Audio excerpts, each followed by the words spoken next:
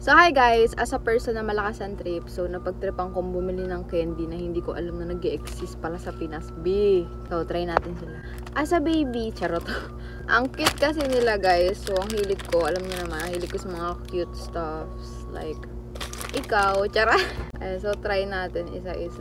So itong mga to, hindi ko alam na meron palang ganito. Try natin una, yung Jelly Belly. Alam ko, familiar to sa akin, parang sa ibang bansa, pero dito sa Pinas, hindi ko lang alam. So, try natin. Iba kulay niya, guys. Ano iba lasa? May tatak siya. Kada isang nakasulat Jelly Belly. Hindi ko gusto yung yellow bean. So, rate ko to, mga siguro 6 out of 10. Kasi, yung iba niya, hindi ko type yung lasa. By the way, ang sarap ng blue niya. Next natin itong popping candy. Ngayon ko lang din nakita to, B. Kasi nakikita. Yan lang. Bubuksan natin. May dalawang pack pa siya sa loob. So, ito yung guys. Yung pag nalagay nyo sa dila nyo. Para siyang puputok. Try natin. Ang bango niya. Dinig nyo ba? 10 out of 10 to, guys. Kasi favorite ko to dati pa. Inubo. Parang ayaw na mag-video. So, ito yung next guys, cotton candy. Barbie. Hindi ko alam na may ganito palang cotton candy na nakapakpabe. Social nyo naman. Yung mga nabibili ko lang cotton candy, mga naka-plastic ginagawa sa ba.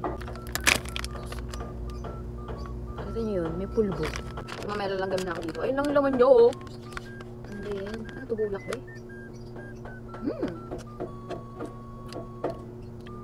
Sarap! Guys, 10 out of 10. Asa mahilig sa sweet na tao. Sweet na tao, syempre sweet na bagay. Sa pagkain ba yun ba? At eto guys, yung susunod natin. Sorry, may sala kasi. Ito yung pinakauna kong nakita doon. At, sunod-sunod na yung nakita ko ba eh. Pagkakita ko nito, sunod-sunod na. So, gusto ko sana i-try ito. Para siyang, siguro frutos. Try natin. So, yan, nakapack siya. Feeling ko, masarap to guys.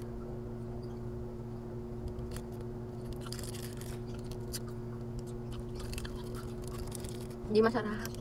Ito yung pinaka-ayokong lasa. Ito yung pinaka-ayokong lasa sa candy, guys. Yung parang siya. May milk. Kasi guys, ganito yung mga candy sa Korea na hindi ko type. Tsaka sa, Japan. So, ayan.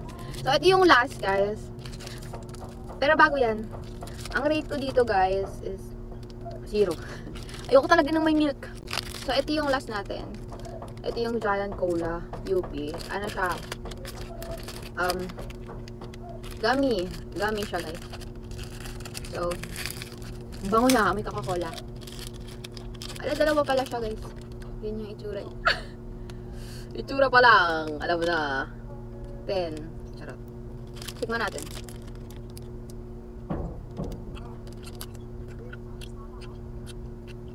Hindi ako nagkamali sa pagpili sa'yo, be. Maasim siya guys, pero lasang cola siya talaga. Parang gusto kong i-rate ng 1 million.